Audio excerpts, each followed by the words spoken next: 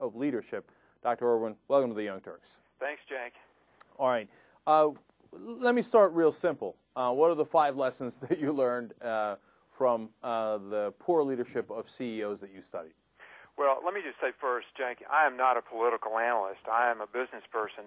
But I think the lessons that I've learned from studying people in the business world really apply to all leaders, whether they be in public office or in business or even nonprofit organizations. And the lessons learned from studying these people, I studied, by the way, I wrote about 6 CEOs that had been fired by their boards in the last 2 or 3 years. And there's some remarkable similarities in what these CEOs did and what they said and really what led to their downfall.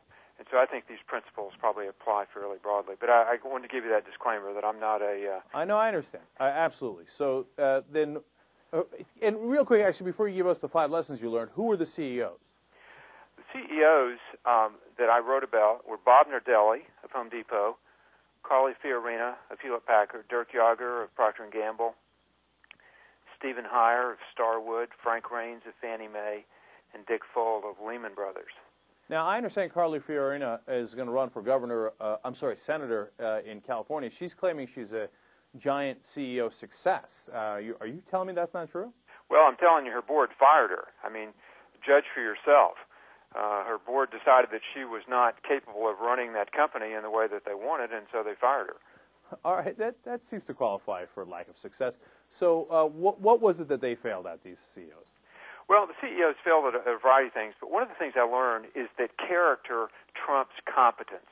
In order to run a large company, you have to be extremely competent. You've got to be smart, tough-minded, assertive. You've got to be able to deal with a lot of different pressures.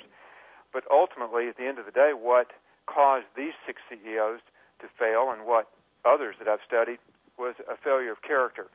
Why is that? I don't mean failure of character in the sense of dishonesty. I don't mean they stole money. I mean a broader sense of arrogance or dismissiveness of people or something of that sort.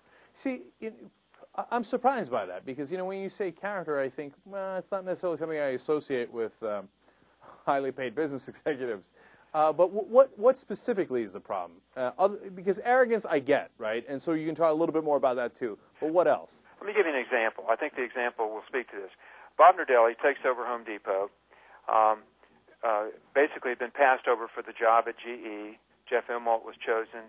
Jack Welch picked Jeff, passed over some other guys. So anyway, Bob Nardelli ends up running Home Depot, headquartered in Atlanta. Basically, he lasted about 3 years. But he was a symbol. In the private parking garage, or in the parking garage of Home Depot, he created a 9-car personal parking space.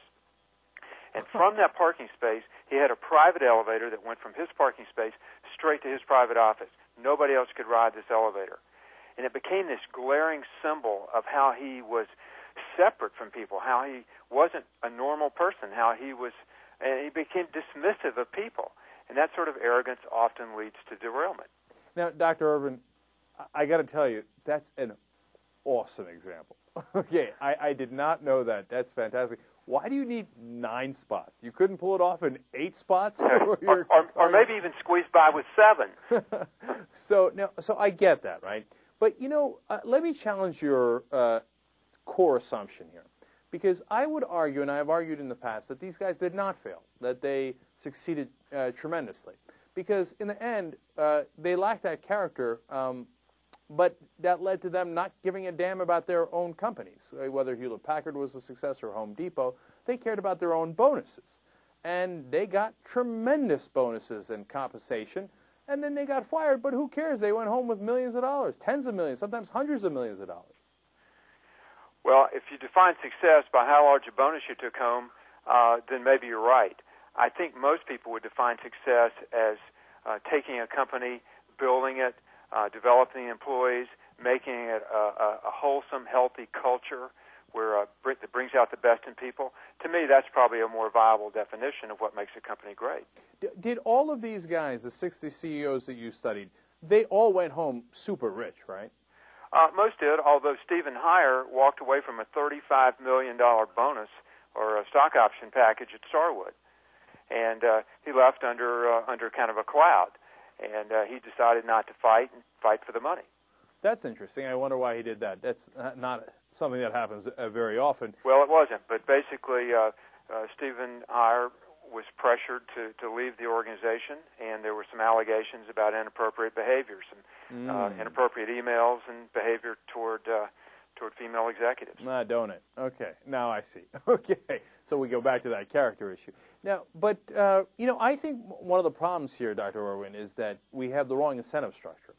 Because if Bob Nardelli cared about how Home Depot was actually going to do, he might think, as you know, we run a small business here. I would never spend that kind of money for my own purposes because that would hurt the business. But Bob Nardelli, in the end, why does he care about how the shareholders of Home Depot does? Doesn't he care a hell of a lot more about what his salary is? Well, I think anybody would be naive to not think that people act in their own self-interest. I mean, I think that's true of most people. But the fact is that CEOs are hired by their boards to build their companies to work for the shareholders. And he didn't do that. Oddly enough, here's another Bob Nardelli example. The last stockholder meeting, he calls up the board and says, don't even come. Normally, stockholder meetings, the CEO entertains questions from the audience. He didn't entertain any questions. There was an arrogance about it. There was this dismissiveness. I ask CEOs all the time when I speak to them, who do you think is more powerful, you or the people in your organization? And I get this sort of nervous ripple of laughter, and finally some brave soul will say, yeah, it's really the people. And that's true, because CEOs are very powerful, but ultimately they're not as powerful as the people that they serve. But, Dr. Irwin, and we're talking to Dr. Tim Irwin. He's the author of Derailed, 5 Lessons Learned from the Catastrophic Failures of Leadership.